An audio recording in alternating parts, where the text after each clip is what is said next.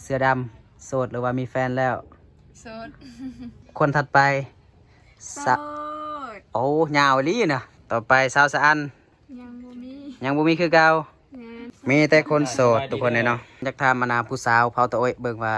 ถ้าหากมีคนมาจีบนะเขาดองนะแถวนั้นนะแพงอยู่บ่แพงดอกเท่าใดบ่แพงไก่น้อย2ตัวเปิ้นั่นอยากทำนะ บ่กล้าอยากชวนเพิ่นแหละ ทักทายสบายดีสวัสดีพ่อแม่พี่น้องเบิดสุขุสุคนเด้อมื้อนี้ได้มีผู้สาวเผาตะโอยกับเผามังกรมาอยู่นำกันทุกคนเลยนี่ทางนี้นะสาวเผาตะโอยเนาะทางนี้นะเผามังกรมาเจอกันบัดนี้ครับพี่อย่าสิถามทั้งสี่สาวนำกันเสื้อดำโสดหรือว่ามีแฟนแล้วโสดโสดเนาะจักเปอร์เซ็นต์99ว้ามีลูก2คนอยู่กัน99ยังเหลือเปอร์เซ็นต์1%เอาไว้ให้ตัวเองซิเพื่อองหักเนาะเอาไว้เจ็บบัดนี้โสดเด้อทุกคนเด้อซื้อจังได๋ก็จันสาวจันเนาะสาวจันโสด 99%คนถัดไปโสดโอ้ยาวลี่เนาะโสดฮอดปีหน้าคุณบอกโอ้ยยาวๆไปเลยยาวๆไปเลยโสดแบบยาวๆเลยหลายคนอาจจะคุณหน้าคุณตาดีเนาะคนนี้เนาะสาวดีสาวลาวไว้เพิ่นลืมเวลาตีสาวดีสาวลาวทุกคนเลยเนาะต่อไปสาวสะอันจึงได้เดียวนี้นะมีแฟนแล้วบ่หรือยังยังบ่มีคือเก่ามีแต่คนโสดได้ทุกคนเลยสาวดีเด้โสดอยู่บ่คือว่าแกงหัวตัดสินใจบ่ถูกว่ะโสดเนาะทุกคนมีแต่คนโสดทุกคนเลยเนาะผู้สาวเสียงเบาไม่ค่อยได้ยินเว้าดังๆในหูอ้ายตึงว่ะกล้องมันไก่โพดเพื่อสิได้แม่นสิได้เห็นเบิดทุกคนเด้มันก็จังบ่ได้ยินเดี๋ยวสิมาทำระหว่างสาวเผาตะโอยกับสาวเผามังกรว่าฮิตของมันสิคือกันหรือว่าแนวใดเนาะทุกคนตอนนี้เพิ่นกำลังไลฟ์สดอยู่เนาะ22ตอนนี้ไลฟ์สด2ยังน้องดีสาวลาวก็ไลฟ์สดอยู่แล้วก็2เบาไก่คนทำมากินตำบักสมเนาะมื้อนี้สิมาทายอาการเป็นอยู่ของสาวๆทั้ง4คนให้ทุกคนได้เบิ่งนำกันอยากถามมานาผู้สาวเผาตะโอยเบิ่งว่าถ้าหากมีคนมาจีบนะเขาดองนะแถวนั้นนะแพงอยู่บ่แพงดอกเท่าใดบ่แพงไก่น้อย2ตัวนั่นบ่แพงดอกเพิ่นว่าทุกคนเนาะทางเผามังกรนะเขาเคยถามมาก่อนแล้วเนาะกับประมาณอยู่10 ล้านกีบเพิ่นว่าก็ได้แล้วแต่ว่าทางเผาตะโอยนี่แพงนะเขาแพงว่ะบ่หาต้องถามเลยว่ามันแพงหรือว่าบ่แพงบ่แพงมาแต่งได้เนาะติดใจคือไปนำเลยบ่เอายังจะกีบเนาะไปอยู่นำก็พอแล้วมีแต่คนจบงามๆทุกคนตาแพงเนาะแถมยังมีแต่คนโสดอีกมักคนใดก็ทักมาได้จีบได้เนาะทุกคนเลยเนาะหลังจากที่พากันนั่งเล่นอยู่เฮือนแล้วตอนนี้ก็คือกายเวลาแล้วเนาะโมแมนฮอตเวลาได้กายเวลาที่จะประทานข้าวแล้วครับกายเวลาจะกินข้าวแล้วเนาะตอนนี้บ่ายโมงแล้วบ่าย1 โมงเนาะก็เลยสาวดีก็เลยสิพากันเฮ็ดเมนูเด็ดคือเก่าเนาะก็คือตำบักหุ่งทุกคนเลยเนาะตำบักหุ่งคือเก่าเนาะก็มีสาวมึกกับมานำมื้อนี้เนาะสาวมึกสาวซานสาวดีแล้วก็มีสาวจันแล้วก็สาวดีสาวลาวเนาะสาวจันกับสาวดีก็เป็นเผาตะโอยเนาะเดี๋ยวจะทายให้ทุกคนได้เบิ่งนำกันมื้อนี้นะมี5 สาวเนาะทุกคนเนาะ5 สาวอยู่นำกันตำบักหุ่งสุกินคือเก่าทุกคนเลยเนาะอาหารเด็ดบ้านเฮาเนาะเอาเลยเอาเก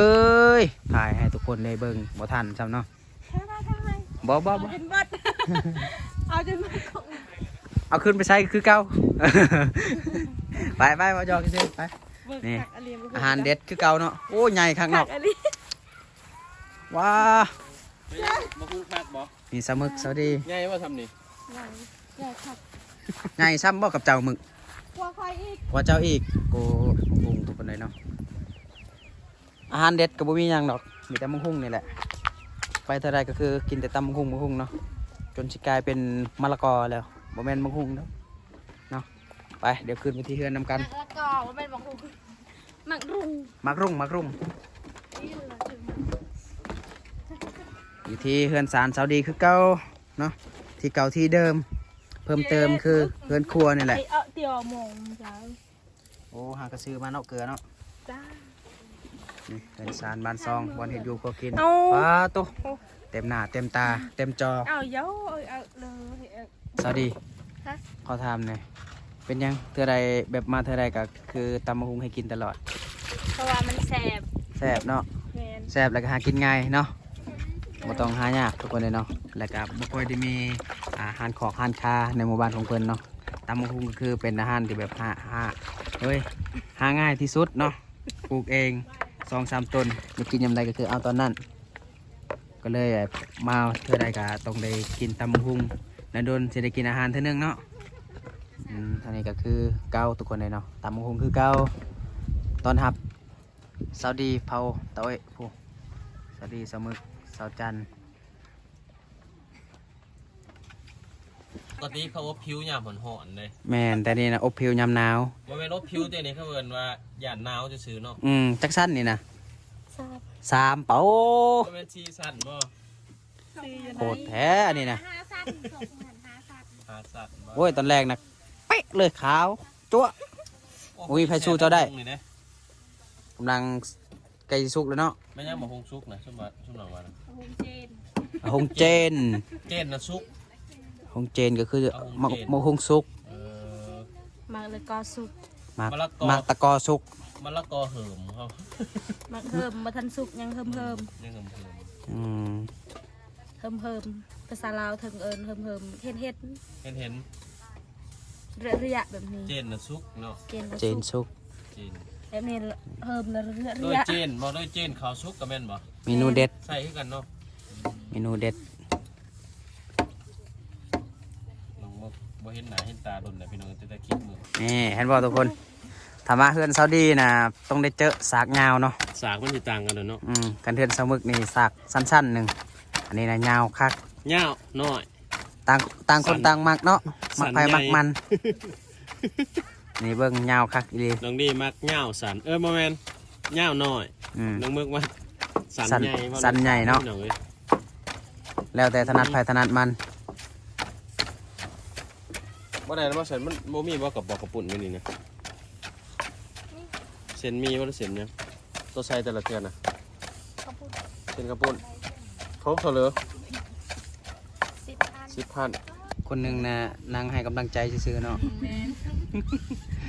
ต้องให้คนพื้นที่แล้วเฮ็ดให้กิน เจ้าของบ้านแล้วเนาะตอนหับแล้วเนาะ คือบ่เอาไก่ตัวหนึงมาตอนหับนะสมมุติ มื้อไหนอีกมื้อนี้ผัดมื้อไหนอีก มื้อไหนอีก บ่ บ่ ยันว่ามามือทวีแต่ต้มไก่บ่ได้บ่ นะ ยันว่าพิธีเออ บ่มี ได้อยู่พี่น้องเอ้ย ไก่นี่กินได้อยิน บ่มื้อหน้าหาแนวซื้อมากินซื้อแนวมากินด้วย เอาก็ลืมเนาะ บ่ซื้อเครื่องหลายมื้อเช้านี่ แม่นทางพ่อโฮ เต็ ม มรถพี่น้องเอ้ยผ้าห่มผ้าปกว่าใช้ผ้า สา ห่ม ด มาอยู่น้ำผู้สาวกับเพิ่น ประ บ่ มา รู้จัก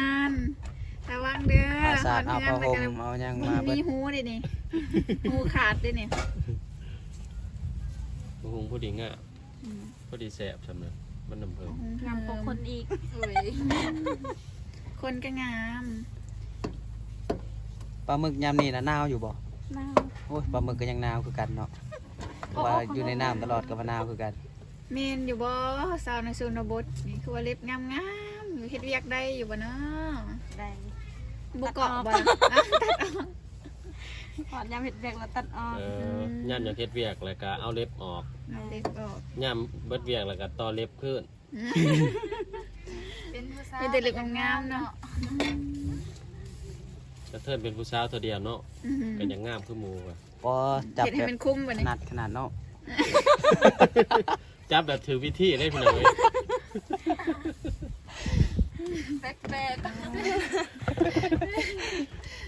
สิบ่ได้เปลี่ยนท่าจับบ่แบบนี้ บ่ได้แปลกแล้วปกติของเพิ่น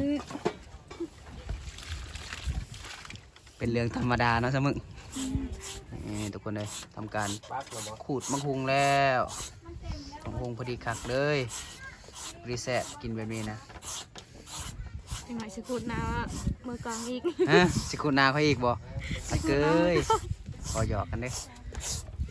แจวเรียบร้อยเมนูเด็ดเมนูที่หากินง่ายที่สุดเลาะหมู่บ้านก็ได้กินแล้ว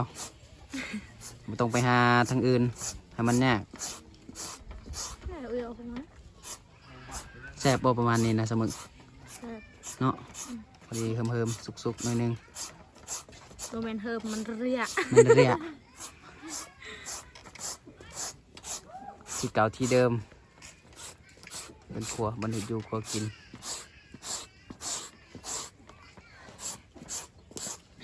ไปซื้อกันปะซื้อกระปุกปะแล้วก็ซื้อปีกไก่บ่นั่งเลย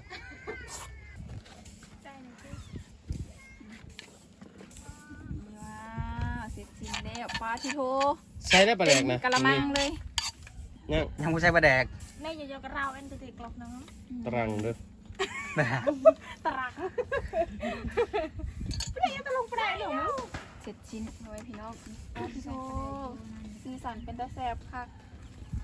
แล้วเนาะ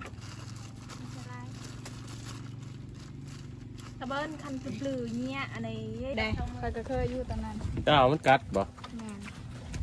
เจ้าก็ใจเย็นๆนะกว่าอืม เฝ้าไปใช้บ่ อื ดั ม งนะ ย่างปันว่ามีตำรวจไล่ข้างหลังใช่หรอก ในตะบานแล้วในเจ้าหลัง มาแล้ว อาหารบ้านเฮาอาหารแซ่บปั๊บนี่ปีกไก่นี่นี่ เสร็จสิ้นแล้ว อาหารทุกคนเลยเป็นตาแซ่บขนาดเนาะ เปิดเลยปะนี่ อาหารยังกระแซ่บนะคันว่ากินกับผู้สาวนะเนาะสมึงเนาะเอิ้นแหน่ มาเดอ FC กินข้าวนำกัน ได้ยังกิน ตำมึกแล้วก็กับปิ้งไก่ สวัสดี กินข้าวนำกันเด้อ FC ว้า นั่งไก่ สาวจันทร์ มาเด้อมากินข้าวนำกันเด้ออาหารแซ่บ มากินน้ำกันเนาะนี่และอีกคนสาวดีเอิ้น FC แน่ ๆมาเด้อมากินส้มตำนำกันเด้อตำมะฮุง ตำมะละกอ มาเด้อพี่น้องเด้อ ครับผู้สาว ลืม มาเด้อมากินข้าวน้ำกันเด้อพี่น้องเด้อ อัน แมนมากินข้าวน้ำกันเด้อ ผักคองดีเด้อเงินเซาดีปะนี่ กินทำสบายเลย และ ตามสบายเลย อีกอย่างหนึ่งก็ขออนุญาต FC ในเรื่องวันนี้เด้อ อยู่ไกลสาวเหรอ แม่นนะขออนุญาตในเด้อมือหนึงดอก กินไกลสาว แต่ FC ว่าจีบผู้สาวไปเรื่อยอยู่ไปจะกินกระตักก็ได้อตรงนี้เด้อ โอ้บกล้าแล้วอยู่ทางพุ่นเนาะเคยสิยื้อใส่บงเดียวซื้อใส่บงเดียวได้บ่ ได้แล้วใช่แล้ว บ่เป็นหยังเกรงใจนี่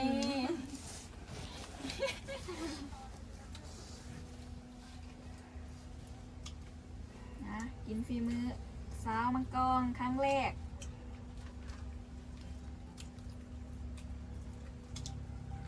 มาก่อนกินข้าวหิวเนาะ ว่าบ่ได้เนี่ยว่าเวลากินข้าวในเขตชนบทนะต้องแบบเอามือหยิบเอามันถึงแซ่บใส่บวงใส่ยางบ่แซ่บดอกเอามือหยิบเอาแปะเป็นสิ ปีกไก่เส้นนู่พี่น้องเด้อ ไปหยิบบ่ได้ดอกมันฮ้อน บ่พิษบ่ไม่ปิ้งไก่บันตะกอ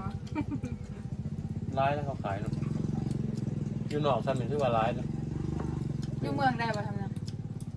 ต้องทำอย่างนี้ เราทำนี่แล้ว ต้องหันกับ บ้านเขาเลยหน่อยน้อย แม่งเคย เศรษฐ ตั้ง กิ ไว้ จ เนาะ แพงบ้านเรา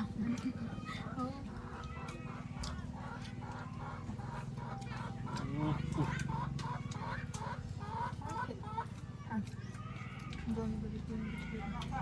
จบมาได้พี่น้องเด้อ หาเลย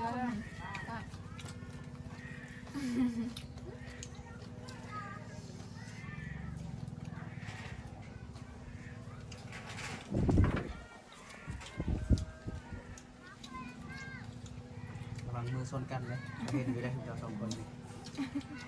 ต้องออกคนหนึ่งนะครับผมทำมือตำกันต้องมีคนหนึ่งออก อ เป็นคนเกินแล้วแหละเนาะ làm mà lai nhưng mà phải tập từ nhà nhà phải tạ giàu nhưng là on thầy giàu kìa còn đỡ giàu nó bớt không đi cả nó à kia là xe máy xuống rồi yêu chuột mà nè chuột ao kìa chuột lại ปลาเป็นยังไงได้กินครั้งแรก แซ่บ แซ่บเนาะ แซ่บคัก สาวเผาตัวอ้อย มาใหม่มื้อหน้า ได้กินครั้งแรกแซ่บเนาะ เอ้ยมาอีกอันต้องถามเจ้าของเฮือนเดี๋ยวเพิ่นสิให้มาบ่ล่ะ สิตอนรับหรือบ่เนาะ มาได้มา จนนั้นเพิ่นว่าโอ้ยจุดนี้มาก็มีแต่มากินข้าวอยู่เฮือนข่อย โอ้ แม่ ยบอยินดีต้อนรับ เออ ทุกคนเลย บ่สิชูมีอยู่ในบ่ บนเรือ อืม เรือแตะกระดูก ใส่กิน ไปอันนี้ คอยนี่ กินเบิดซะกินให้เบิดซะอิ่มเบิดแล้วแต่ละคนนะเรียบร้อยเต็มทองมาแล้ว ทำงานได้แล้วบัดนี้ กองทัพมันต้องเดินโดยทองเนาะเฮ็ดเวียกได้แล้ววันนี้ เดินก็เดินได้โพดเป็นเบิดเป็นถ้วย2ถ้วย แล้ว เบิ่งดูกด เชิญครับ เซินครับคุณผู้หญิง โอ้ ตามสบาย เอาไปเมียนแล้วบัดนี้ พี่น้องได้บัดนี้ อืม ปกติบ่ติดตุ้ยปานนั้นเด้อ ตะมุตะมิเด้เขาก็มากแล้วเนาะ หลังจากที่กินข้าวกินน้ำเสร็จเป็นที่เรียบร้อยอิ่มหมดแล้ววะทั้งสองคน อิ่มแล้วเนาะ คนนั้นลิปสติกบ่เห็นแล้วเดี๋ยวนี้ กินไปแล้วกลืนไปแล้วอยาก คืน สิว่า คืนกินหมดแล้วเนาะ กินไปแล้ว โอ้หลังจากกินข้าวแล้วเพื่อนก็สิเดินทางกลับเลยเนาะ แม่ ก็สิเมื่อเลยเพื่อนว่า เพราะว่าเฮาทางไกลก่อนเดิ แมนเอาสิเจ้ากลับก่อนชมคอยชิอยูนี่ก่อนแหละยินดีที่ได้ร่วมงานกัน ยินดี ครั้งแรก ขอบใจเด้อสำหรับ ขอบใจหลายๆ กรต้อนรับในมื้อนี้ เดินทางปลอดภัยเด้อ ขอบใจคือ ก็ การ ฝาก ดีก็ได้ ฝากทองอยู่นี่เลยเนาะอิ่ม มือนาใครอีกเลยอย่าลาบมือนาอีกอย่าลาบ เอามื้อหน้าพอกันใหม่เดินทางปลอดภัยเดี๋ยวเขานำหลัง ตอนแรกไม่ได้เอานะ เดี๋ยวคำนึง อิ่มคักบ่กินข้าวนะ นั่น อาหารเด็ดก็คือต้องตำมังคุงอย่างเดียวแหล้วทุกคนป๊อตุ๊3 สัน4 สันพูสิบ่ให้งามได้จังได้5 สันพูใช่เบิ่ง พบกับ ว้า พี่นาย ตุ๊ทุกคนเลยเนาะมือภายในมือเดียวนะข้าวทันทีเนาะทุกคนเนาะกากินข้าวกินน้ำกับพากันอิ่มแล้วเนาะบางกวยกาสิได้เดินทางเมื่อคือกันเนาะให้กินนี่แมนเขาซาอุดีเมื่อก่อนแล้วเอากาสิได้กลับคือกันเนาะกาสิได้ปิดคลิปเพียงเท่านี้แหละฝากกดไลค์กดแชร์กด Subscribe เพื่อเป็นกำลังใจในการเฮ็ดคลิปคือเก่าเด้อพี่น้องเด้อเนาะขอกล่าวคำว่าสบายดีพี่น้องบ๊ายบายแน่ก็เลี้ยวมาทางนี้นะกว่าบ๊ายบายก็ได้เนาะ